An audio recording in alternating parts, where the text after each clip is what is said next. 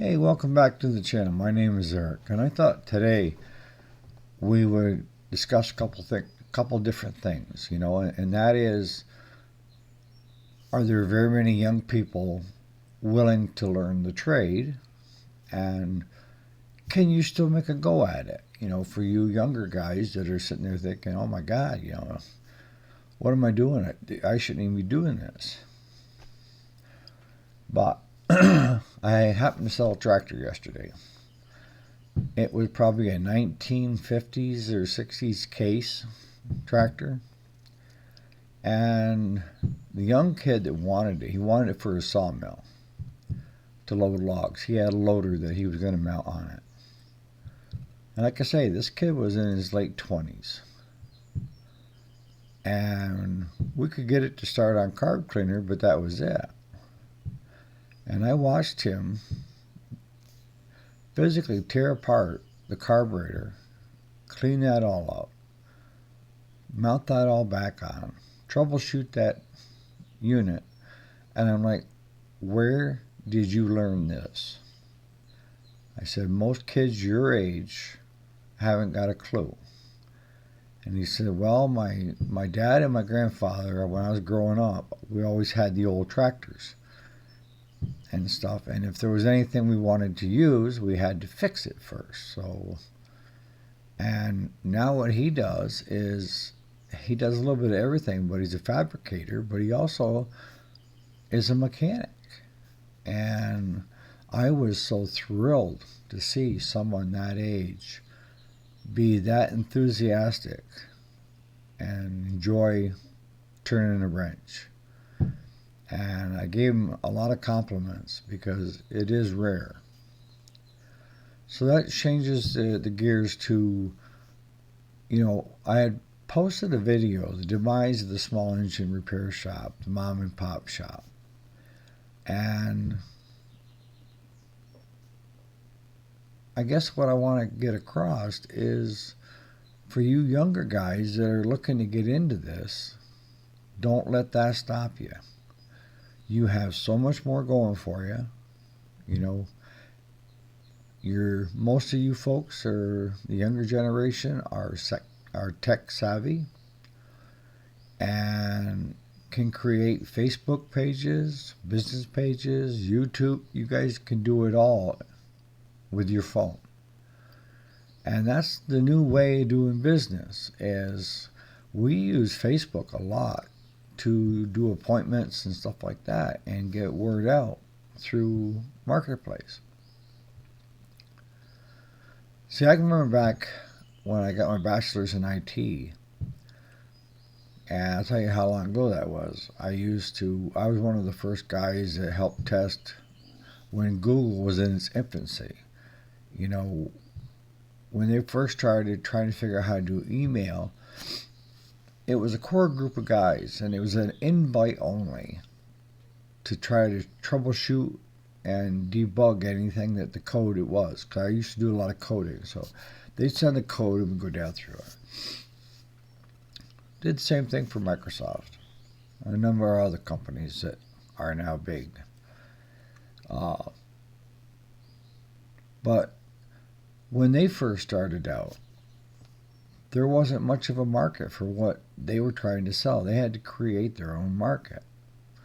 And I think that's the same way with your small shops, is you have to create a buzz amongst other young people and be doing something that they're interested in having done. That's the key.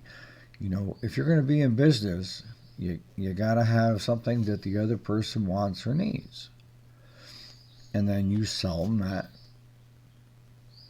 And both parties are happy. That's what business is.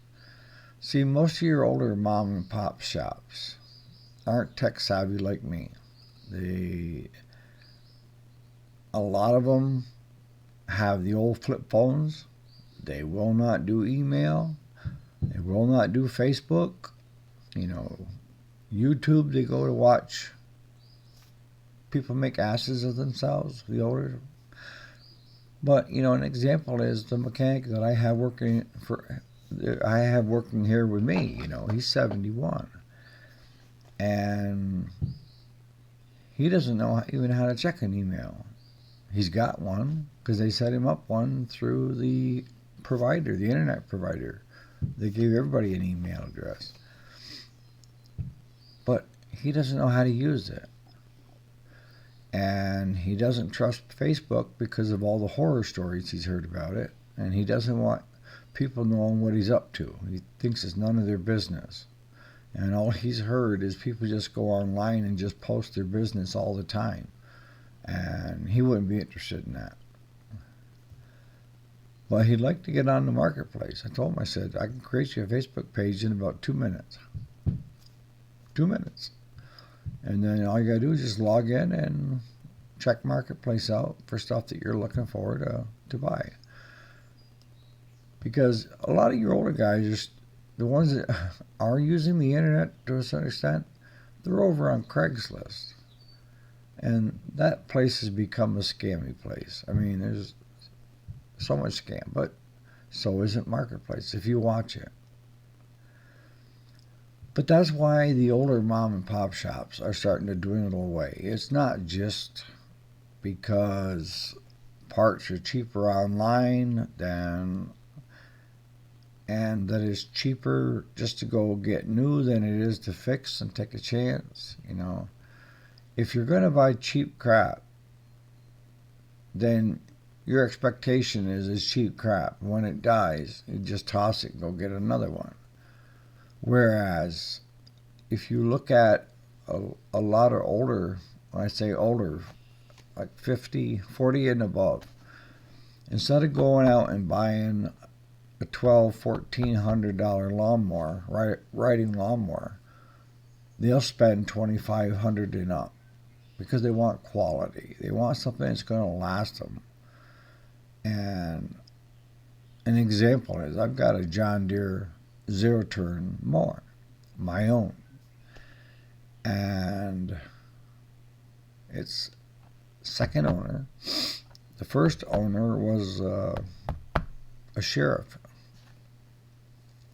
in our county, good friends of mine, and he'd had it for 8 years, and he was looking to update, and he wanted to know if I knew anybody that might be interested in buying his zero-turn, because we had it here and we just serviced it.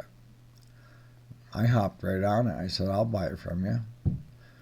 So I bought that, and I've added another 10 years to it. So it's 18 years old, and all I've done with that machine, done a service on it yearly, new blades. I think I've gone through 3 sets of new blades,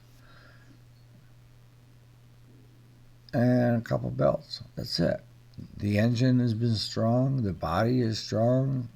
Everything mechanical has been really good. So you can still buy quality, but you're going to pay for it. And stuff that's coming into, this country nowadays has become throwaway. See, when I was growing up, if you had a Harley, they were top of the line and very expensive. Same thing with the Indians. My grandfather used to be an Indian dealership up in Saranac, New York, if you know where that is. And he loved his bikes. Him and Graham would ride all the time. And I had my motorcycle license before I had my driver's license. And I went everywhere on a bike.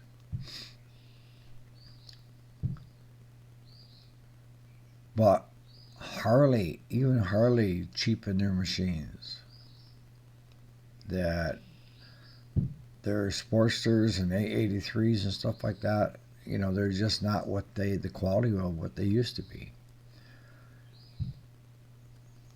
When Mahindra first came out, Mahindra was a new and upcoming company with their compact and farm tractors. But even they cheapen things, and we're doing it outside the country. And one of the biggest things, the Mahindras and the Bolerises both have wicked transmission problems, weak transmissions. That I hear Mahindra has changed that to a newer transmission that is solid. I mean, I love the looks of the Mahindras. But a lot of your stuff that's coming through now, it says assembled in the US of A, or in the UK, or Australia. It says assembled there, but it's not made there. And if it is made there, the majority of the parts are coming in from overseas. No different than the newer vehicles that we drive. I can remember, tell you how old I am. You could buy a brand spanking new GMC 4-wheel drive truck, standard shift, single cab, for $5,800. Yep. Try to buy that same truck today. The Ford that I drive, it's the FX4. Yeah, it's got a lot of bells and whistles in it, more than what I need. But that truck sold for $62,000. That's twice what I paid for my home back almost 30 years ago. Yeah.